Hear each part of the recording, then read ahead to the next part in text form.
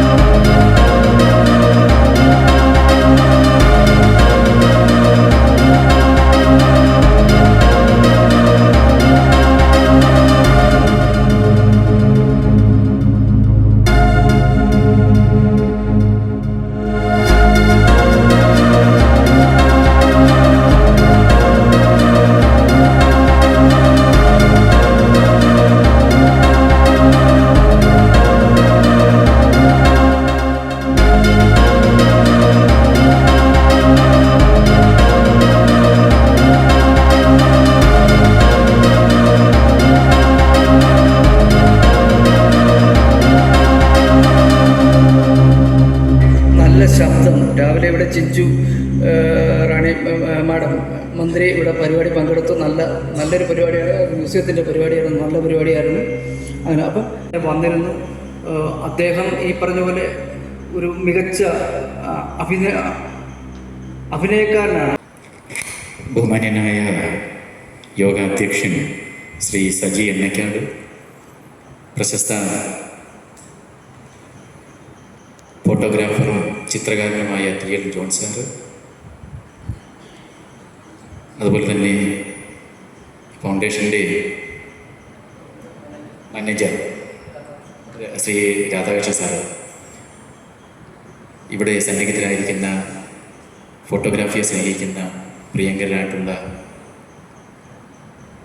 സഹൃദയരെ, എല്ലാവർക്കും എൻ്റെ വിനീതമായ നമസ്കാരം. ശരിക്ക് ഇത് ഞാൻ ജോൺ സാറിൻ്റെ ഫോട്ടോഗ്രാഫി പെയിൻറ്റിങ് എക്സിബിഷനിൽ 3-ാം തവണയാണ് ഈ മൈക്ക് പങ്കിടുന്നത്. ആദ്യ തവണ ഒരു എക്സിബിഷനിൽ നന്ദി രേഖപ്പെടുത്താനായിട്ടാണ് കയറിയത്. അടുത്ത തവണ ആശംസാ പ്രസംഗം നടത്താൻ വേണ്ടിയിട്ട് വന്നു. അപ്പോൾ സജി സാറ് പറഞ്ഞു, പ്രൊമോഷനായല്ലോ സാർ എന്ന് പറഞ്ഞു. ഇപ്പോൾ ശരിക്ക് ഇത് ഉദ്ഘാടനം ചെയ്യാനുള്ള അവസരമാണ് കിട്ടിയത്. തീർത്തും ഏറെ സന്തോഷവും മഹാഭാഗ്യവുമായി കരുതുന്ന ഒരു ധന്യ നിമിഷമാണ്. കാരണം നമ്മൾ ഈ കാണുന്ന ഓരോ ഫോട്ടോഗ്രാഫിയും ഓരോ കവിതയാണ്, ഓരോ നിമിഷത്തിൻ്റെയും കവിതയാണ് ഈ കാണുന്ന ഫോട്ടോഗ്രാഫി. ഇവിടെ ഈ കവിത രചിക്കാൻ പേനയാകുന്ന ക്യാമറയുമായും ഈ ആർട്ടിസ്റ്റുകൾ, ക്യാമറമാന്മാർ എത്രത്തോളം ത്യാഗം സഹിച്ച് ആ ഒരു നല്ല നിമിഷത്തിന് വേണ്ടി എത്രത്തോളം കാത്തിരിപ്പുകൾ നടത്തി, എത്രത്തോളം ത്യാഗങ്ങൾ ചെയ്ത്, എത്രത്തോളം കരുതലുകൾ ഉണ്ടായി, എത്രത്തോളം സമയങ്ങൾ ചെലവഴിച്ച് ആണ് ഇത്തരത്തിലുള്ള മനോഹര ദൃശ്യം പ്രകൃതിയെയും പ്രകൃതിയുടെ ആ ഒരു പ്രകാശത്തെയും മനസ്സിനെയും ഓബ്ജക്റ്റിനെയൊക്കെ കേന്ദ്രീകരിച്ചുകൊണ്ട് ചിത്രീകരിച്ചിരിക്കുന്ന നമ്മുടെ നയനവിസ്മയമായ ദൃശ്യമനോഹരമായിട്ടുള്ള ഈ ചിത്രങ്ങൾ ഓരോന്നും എന്നതുകൊണ്ട് തന്നെ ഈ ഒരു ഫോട്ടോഗ്രാഫി ഉദ്ഘാടനം ചെയ്യുന്നതിൽ എനിക്കേറെ സന്തോഷവും അഭിമാനവും ഉണ്ട്.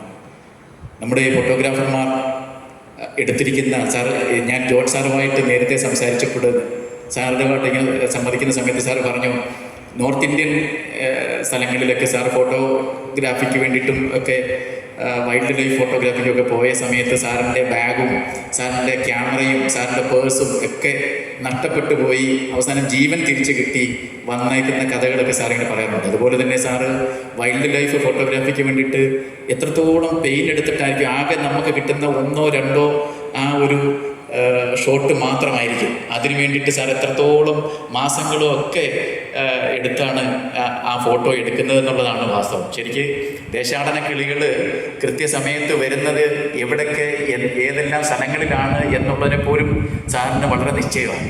സാറിൻ്റെ കൂടെ ദേശാടന പക്ഷികളുടെ ഒരു ഫോട്ടോ എടുക്കാൻ ഞാനും എൻ്റെ മകൻ നിഖിലുമായിട്ട് ഒരിക്കൽ തമിഴ്നാട്ടിൽ പോയിട്ടുണ്ടായിരുന്നു.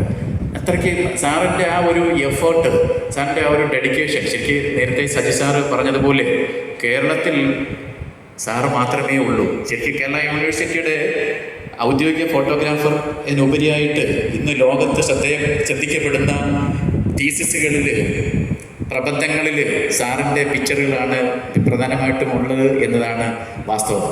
അതുപോലെ തന്നെ പ്രധാനപ്പെട്ട ലോകത്തോട് ഉടനീളം ഉള്ള സ്ഥലങ്ങളിലും മേജറായിട്ടുള്ള പല ഓർഗനൈസേഷൻസും ഒക്കെ സാറിൻ്റെ പടങ്ങൾ, സാറിൻ്റെ ചിത്രങ്ങൾ, സാറിൻ്റെ ഫോട്ടോഗ്രാഫുകളെല്ലാം വാങ്ങിച്ചിട്ടുണ്ട്. എനിക്ക് ഏറ്റവും ഇഷ്ടപ്പെട്ടത് സാറിൻ്റെ പെയിൻറ്റിങ്സാണ്. പെയിൻറ്റിങ്സ് എന്ന് പറഞ്ഞു കഴിഞ്ഞാൽ ജീവൻ തുളുമ്പുന്ന പെയിൻറ്റിങ്സ്. ശരിക്ക് അത് യഥാർത്ഥ വ്യക്തിയെ അടുത്ത് നിന്നാൽ പോലും അതിനെ വെല്ലുന്ന രീതിയിലുള്ള എത്ര മനോഹരമായിട്ടുള്ള ആ പടങ്ങൾ. ഇവിടെ ഇരിക്കുന്ന ഓരോ നിമിഷത്തിൻ്റെ കണികകൾക്കും ശരിക്ക് ജീവൻ തുളുമ്പുന്നുണ്ട് എന്നതാണ് യാഥാർത്ഥ്യം. ഈ ദൃശ്യവിസ്മയം ഒപ്പിയെടുക്കാനായിട്ട് പ്രയത്നിച്ച പ്രഗത്ഭരായിട്ടുള്ള കലാകാരന്മാർ, ആർട്ടിസ്റ്റുകളെ എല്ലാവരെയും നമിച്ചുകൊണ്ട് നമുക്കിവിടെ ഒരു ഡോക്യുമെൻ്ററി കാണാനുണ്ട് എന്നുള്ളത് കൊണ്ട് ഞാൻ എൻ്റെ വാക്കുകൾക്ക് കൂടുതൽ ദീർഘിപ്പിക്കുന്നില്ല. ഞാൻ ഈ ഫോട്ടോഗ്രാഫി പ്രദർശനം 2-3 ദിവസം നീണ്ടു നിൽക്കുന്ന, ഇന്നും നാളെയും മറ്റന്നാളുമായിട്ട് നീണ്ടു നിൽക്കുന്ന ഈ ഫോട്ടോഗ്രാഫി പ്രദർശനം ഔദ്യോഗികമായി ഉദ്ഘാടനം ചെയ്തതായി അറിയിക്കുന്നു. അതുപോലെ തന്നെ ഇതിൻ്റെ സംഘാടകരായിട്ടുള്ള സജി സാറിനും രാധാകൃഷ്ണൻ സാറിനും, അതുപോലെ തന്നെ നമ്മുടെ ഏറെ പ്രിയങ്കരനായ ഏറെ ആദരണീയനായ TL ജോൺ സാറ്, അതുപോലെ തന്നെ ബിജു കാരക്കോണം, അതുപോലെ തന്നെ നമ്മുടെ ദീപു കിരൺ തുടങ്ങിയ കലാകാരന്മാരെല്ലാം സന്നിഹിതരായിരിക്കുന്ന ഈ വേദിയിൽ എൻ്റെ സ്നേഹനിർഭരമായിട്ടുള്ള നന്ദിയും കൂടി രേഖപ്പെടുത്തിക്കൊണ്ട് ഈ ഫോട്ടോഗ്രാഫി പ്രദർശന ഉദ്ഘാടന പ്രസംഗത്തിൽ നിന്നും വിരാമം കുറിക്കുന്നു. നന്ദി, നമസ്കാരം. ഇവിടെ ഇങ്ങനെ ഒരു ഫോട്ടോഗ്രാഫി പ്രദർശനം നടത്താനുള്ള അവസരം ലഭിച്ചതിൽ ഞങ്ങൾ അതിയായി സന്തോഷിക്കുന്നു. ഈ ചിത്രപ്രദർശനം കാണുവാനായി ഇവിടെ വന്നുകൊണ്ടിരിക്കുന്ന സഹോദരങ്ങളെ, പ്രിയപ്പെട്ടവരെ, നിങ്ങൾക്ക് എൻ്റെ നമസ്കാരം. ഇവിടെ ഈ പ്രദർശിപ്പിച്ചിരിക്കുന്ന ചിത്രങ്ങൾ ഞങ്ങളൊരു ചെറിയ ഗ്രൂപ്പ് ഒപ്പിയെടുത്ത പടങ്ങളാണ്. അതിൽ സിനിമ ഫോട്ടോഗ്രാഫറായ വിൻസി ലോപ്പസ് ഉണ്ട്. അദ്ദേഹത്തിൻ്റെ ഹിമാലയ ഹിസാനുകളുടെ ചിത്രങ്ങളൊക്കെ അവിടെ കാണാം. അതുപോലെ മസായി മാറായിലെടുത്ത ശ്രീ സജി അണ്ണക്കാടിൻ്റെ ചിത്രങ്ങൾ ഇവിടെ ഉണ്ട്. പിന്നെ ഇന്ത്യയുടെ നാനാഭാഗങ്ങളിൽ സഞ്ചരിച്ച് പ്രകൃതിയെയും ജീവജാലങ്ങളുടെയൊക്കെ ചിത്രങ്ങളെടുത്ത ബിജു കാരക്കോണമുണ്ട്. പിന്നെ കടൽ ജീവികളെക്കുറിച്ച് ചിത്രങ്ങളെടുത്ത എൻ്റെ ഇളയ മകൻ ജോൺ കെന്നറ്റുണ്ട്. പിന്നെ നമ്മുടെ ഗിർ ഫോറസ്റ്റിൽ പോയി ചിത്രങ്ങളെടുത്ത ദിബു വർഗീസ് ഇവിടെ ഉണ്ട്. ഞങ്ങളൊരു ചെറിയ ഒരു കൂട്ടായ്മയുടെ പ്രവർത്തനത്തിൻ്റെ ഫലമായാണ് ഇങ്ങനെ ഒരു എക്സിബിഷൻ സംഘടിപ്പിക്കാനായിട്ട് ഇടയായത്. നേച്ചറിനെ അത്രയധികം ഞങ്ങൾ സ്നേഹിക്കുന്നു. പ്രകൃതിയില്ലെങ്കിൽ നമ്മളില്ലല്ലോ. പ്രകൃതിയുടെ മനോഹരമായ ചിത്രങ്ങൾ എല്ലാവർക്കും കാണാൻ പറ്റുന്നതല്ല. കാരണം ആ പ്രദേശങ്ങളിൽ ചെന്ന് പെടാൻ തന്നെ വളരെ ബുദ്ധിമുട്ടുള്ളതാണ്, അപകടം പിടിച്ചതാണ്. പ്രത്യേകിച്ച് വൈൽഡ് ലൈഫ് പടങ്ങൾ എടുക്കുക എന്ന് പറയുന്നത് ആ ഫ്ലിക്കറിങ് മൂവ്മെൻറ്റ്, അതിൻ്റെ വളരെ ഫോട്ടോഗ്രാഫിക്ക് പറ്റുന്ന പിന്നെ ലൈറ്റിങ് കണ്ടീഷനൊന്നുമുള്ള അവസരങ്ങളല്ല പലപ്പോഴും മൃഗങ്ങളെ കാണുന്നത്. നമ്മൾ വൈൽഡ് ലൈഫ് ഫോട്ടോഗ്രാഫിക്ക് വനത്തിലേക്ക് പെർമിഷനോടുകൂടി പ്രവേശിക്കുമ്പോൾ തന്നെ നമ്മുടെ ഗന്ധം അത് മനസ്സിലാക്കുകയും അത് ഒളിഞ്ഞു പോവുകയും ചെയ്യും. ഇന്ത്യയുടെ പല ഭാഗങ്ങളിൽ നിന്നും ചിത്രീകരിച്ച ചിത്രങ്ങളാണ് ഇവിടെ പ്രദർശിപ്പിച്ചിരിക്കുന്നത്. അതിലുപരിയായി എൻ്റെ പ്രിയപ്പെട്ട ഒരു ഗുരുനാഥനായ ശ്രീ TS ലാൽ, അദ്ദേഹം 80s ജീവിച്ചിരുന്ന പ്രഗത്ഭനായ ഒരു ഇൻ്റർനാഷണൽ ഫോട്ടോഗ്രാഫറാണ്. 250 പരം ഗോൾഡ് മെഡലുകൾ, ഇൻ്റർനാഷണൽ ഗോൾഡ് മെഡലുകൾ അദ്ദേഹം കരസ്ഥമാക്കിയിട്ടുണ്ട്. പിന്നെ ഒട്ടനവധി അദ്ദേഹത്തിൻ്റെ പടങ്ങൾ അന്ന് ഈ ലോകത്തെ ഏറ്റവും പ്രശസ്തമായ ലൈഫ് മാഗസിനിലായിരുന്നു വരുമായിരുന്നത്. അതിൻ്റെ സെറ്റോസ്പെട്ടിലാണ് അദ്ദേഹത്തിൻ്റെ ചിത്രങ്ങൾ പ്രസിദ്ധീകരിച്ചിരുന്നത്. ഒരുപാട് ചിത്രങ്ങൾ അദ്ദേഹം കളർ ഫോട്ടോഗ്രാഫിയിലൊക്കെ ചെയ്തിരുന്നു. പക്ഷേ അതൊക്കെ കാലത്തിൻ്റെ എന്താ പറയുന്ന ഈ കാലാവസ്ഥകൾ മൂലമെല്ലാം പടങ്ങളൊക്കെ നഷ്ടപ്പെട്ടു പോയി. ശേഷിച്ചിരുന്ന ബ്ലാക്ക് ആൻഡ് വൈറ്റ് ചിത്രങ്ങളെ ഞാൻ റിക്കവർ ചെയ്തെടുത്തതാണ് ഇവിടെ പ്രദർശിപ്പിച്ചിരിക്കുന്ന അദ്ദേഹത്തിൻ്റെ ചിത്രങ്ങൾ.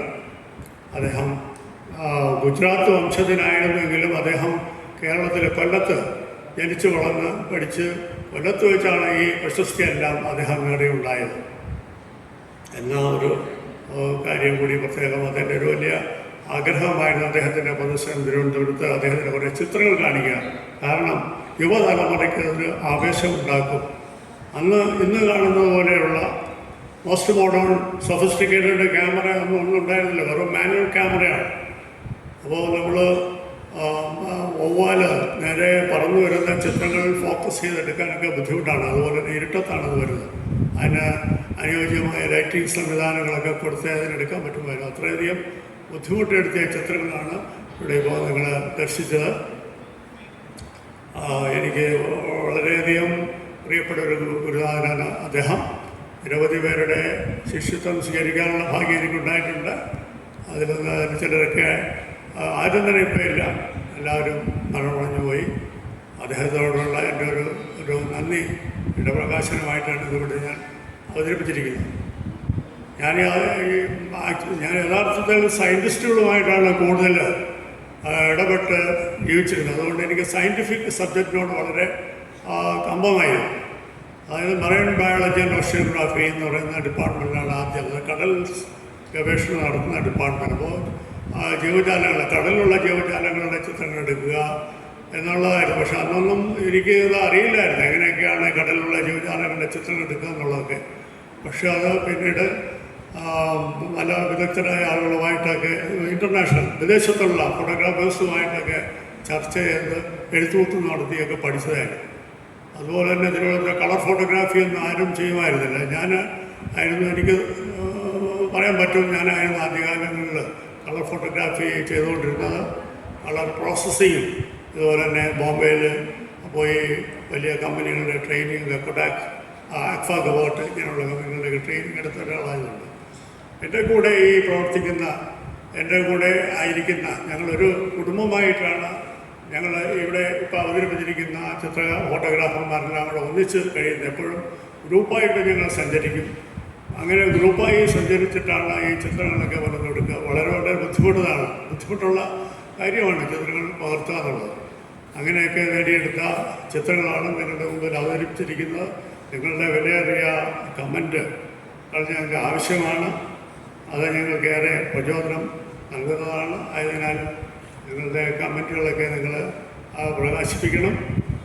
അതിനുശേഷം ഞങ്ങളുടെ ഗ്രൂപ്പിലുള്ള വിൻസി ലോപ്പസ് ക്യാമറ ചെയ്ത ഒരു ഡോക്യുമെൻ്ററി, കടലും മനുഷ്യനും എന്നുള്ള അവരുടെ ലൈഫിനെ ചിത്രീകരിക്കുന്ന ഒരു ഡോക്യുമെൻ്ററി ഇവിടെ പ്രദർശിപ്പിക്കുന്നതാണ്.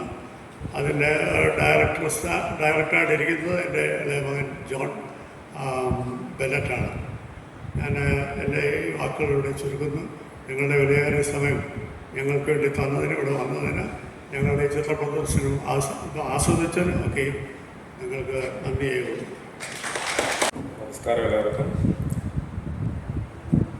നമ്മുടെ വേദിയിലിരിക്കുന്ന അധ്യക്ഷനായ ശ്രീ സജി അണ്ണയ്ക്കാണ് സ്വാഗതം ആശംസിച്ച ശ്രീ TL ജോൺ സാറിനും ഉദ്ഘാടനം നിർവഹിച്ച ശ്രീ MV അനിൽകുമാർ സാറിനും വേദിയിലിരിക്കുന്ന എല്ലാവർക്കും നന്ദി അറിയിക്കുക എന്നുള്ളതാണ് എൻ്റെ കടമ. എല്ലാവരുടെയും പേരെടുത്ത് പറയാൻ അറിയാൻ വയ്യാത്തതുകൊണ്ട് ഈ ചടങ്ങ് നന്ദി സൂചിപ്പിച്ചുകൊണ്ട് ജോസഫ് നിഫ്സർ ഫൗണ്ടേഷൻ്റെ പേരിൽ ഈ നന്ദി സൂചിപ്പിച്ചുകൊണ്ട് ഈ വാക്കുകൾ നടക്കുന്നു.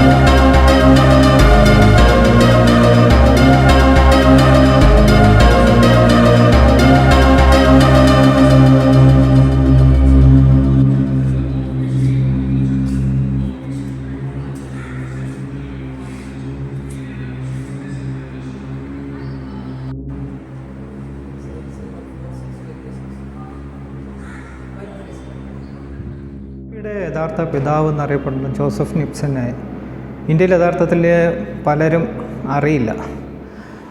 അദ്ദേഹത്തിൻ്റെ ഒരു സ്മരണാർത്ഥം ഒരു ഫൗണ്ടേഷൻ മാവേലിക്കരയിൽ സജി എണ്ണക്കാടിൻ്റെ നേതൃത്വത്തിൽ തുടങ്ങിയായിരുന്നു. അദ്ദേഹത്തിൻ്റെ നേതൃത്വത്തിൽ ഞങ്ങളെ TL ജോൺ സാറിൻ്റെ നേതൃത്വത്തിലാണ് ഞങ്ങൾ ഈ ഫോട്ടോഗ്രാഫി എക്സിബിഷൻ ഇവിടെ നടത്തുന്നത്. ഞങ്ങളൊരു 6-7 പേരുടെ എക്സിബിഷനാണ്. ഇത് പ്രധാനമായും നടത്താനുള്ള കാരണം TL ജോൺ സാറിൻ്റെ ഒരു ഗുരുവാണ് ലാൽ സാർ. അദ്ദേഹത്തിനെ പറ്റി, അദ്ദേഹത്തിൻ്റെ ഫോട്ടോസും അദ്ദേഹത്തിൻ്റെ ചരിത്രവും നമ്മളെ പുതിയ തലമുറയ്ക്ക് കാണിച്ചു കൊടുക്കാൻ വേണ്ടിയാണ് അദ്ദേഹത്തിൻ്റെ ചിത്രങ്ങൾ ഉൾപ്പെടുത്തി കൊണ്ട് അദ്ദേഹത്തിന് ഒരു അനുസ്മരണമായിട്ടാണ് ഈ എക്സിബിഷൻ നമുക്ക് സംഘടിപ്പിച്ചത്. ഞങ്ങൾ 2007-8 കാലഘട്ടം മുതൽ ഞങ്ങൾ ഫോട്ടോഗ്രാഫി എക്സിബിഷൻസ് പല സ്ഥലങ്ങളിലായി നടത്തി വരുന്നു. അതിൻ്റെ ഭാഗമായിട്ടാണ് ഈ ഒരു എക്സിബിഷൻ ഞങ്ങൾ നടത്തുന്നത്. പിന്നെ പ്രകൃതി തന്നെ നമുക്കൊരു ലഹരിയാണ്. നമ്മുടെ ഈ ഒരു തലമുറ, അതായത് നമ്മുടെ തലമുറ ഈ ലഹരിയുടെ പിറകെ പോകുന്ന ഈ തലമുറയെ ആ ലഹരിയിൽ നിന്ന് മാറ്റാൻ, അതായത് ആ ലഹരിയിൽ നിന്ന് മാറ്റാൻ നമ്മുടെ ഈ പ്രകൃതി എന്ന ലഹരി മനസ്സിലേക്ക് അല്ലെങ്കിൽ ആവാഹിച്ചു കഴിഞ്ഞാൽ മറ്റൊരു ലഹരി തേടി പോവില്ല. അതെൻ്റെ കുറച്ച് ഫോട്ടോഗ്രാഫ്സ് കേരളത്തിലൊരു പ്രശസ്ത സൈക്കാട്രിസ്റ്റ് രവീന്ദ്ര സാറ് ഒരു 10 വർഷം മുമ്പ് എൻ്റെ അടുത്ത് കുറേ വാങ്ങിച്ചിട്ട് അദ്ദേഹം എന്നോട് പറഞ്ഞ ഒരു ഡയലോഗാണ്. അപ്പോൾ ഞാൻ ചോദിച്ചു, എന്തിനാണ് സാറിന് ഇത്രയും ഫോട്ടോസ് സാറിന്? അപ്പോൾ പുള്ളി പറഞ്ഞതാണ്, ഇത് ഞാൻ എൻ്റെ ക്ലയൻസ് വരുമ്പം, പുള്ളി അവിടുത്തെ ഒരു ഫേമസ് സൈക്കാട്രിസ്റ്റാണ്, ഇപ്പം 83 വയസ്സ് കഴിഞ്ഞു. അദ്ദേഹം പറഞ്ഞാണ്, അദ്ദേഹത്തിൻ്റെ ആൾക്കാർ കാണാൻ വരുന്ന സ്ഥലങ്ങളിൽ ഈ ചിത്രങ്ങൾ ഇട്ടേക്കും. അദ്ദേഹം കുട്ടികൾക്ക് വേണ്ടി ക്യാമ്പ് നടത്താൻ പോകുമ്പോഴത്തേ ഈ ചിത്രങ്ങൾ കാണിക്കും. അങ്ങനെ അദ്ദേഹം പറഞ്ഞതാണ്, ഈ ലഹരി, അതായത് പ്രകൃതിയാവുന്ന ലഹരിയെ മനുഷ്യൻ്റെ മനസ്സിലേക്ക് ആവാഹിച്ചു കഴിഞ്ഞാൽ മറ്റ് ഒരു ലഹരി തേടി ഒരു ജനതയും പോകാൻ താല്പര്യപ്പെടില്ല. കാരണം നമ്മുടെ സമൂഹത്തെയും നമ്മുടെ ചുറ്റുപാടിനെയും നമ്മുടെ ജീവജാലങ്ങളെല്ലാം സ്നേഹിക്കുന്ന ഒരു മനുഷ്യനെ അവൻ്റെ കൂടപ്പിറപ്പിനെ പോലെ തന്നെയായിരിക്കും മറ്റൊരാളും. അപ്പം അങ്ങനെ ഒരു മനുഷ്യന് മറ്റുള്ളവരെ ഉപദ്രവിക്കാനോ മറ്റുള്ളതിനൊന്നും സമയവും കിട്ടില്ല, അതിനുവേണ്ടി താല്പര്യപ്പെടുകയില്ല. അത് ഫോട്ടോഗ്രാഫിക്ക് ഒരുപാട് കാര്യങ്ങളുണ്ട്. നമ്മൾ വെറുതെ ഒരു ചിത്രം എടുക്കുന്നത് മാത്രമല്ല, ഫോട്ടോഗ്രാഫി ഒരു കലയായിട്ട് കണ്ട് കാണുന്നതിലേക്ക് ഇത്തരം എക്സിബിഷൻസ് വളരെ അനുയോജ്യമാണ്, ആവശ്യമാണ്.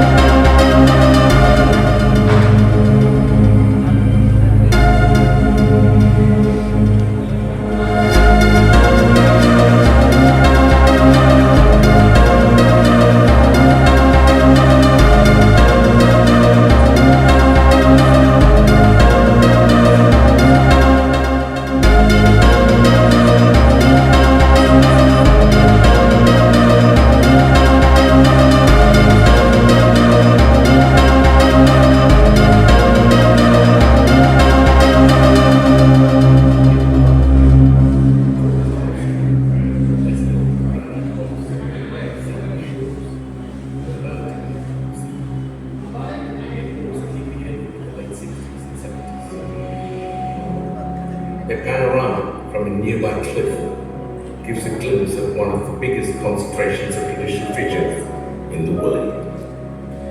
Boats, canoes and rafts, the lifelines of the local fishers. Mechanized vessels usually find no space on this coast. Thiruvananthapuram is known for its eco-friendly, small-scale fishing. It is home for about 50,000 seagoing fishermen and their families, living in 42 coastal villages.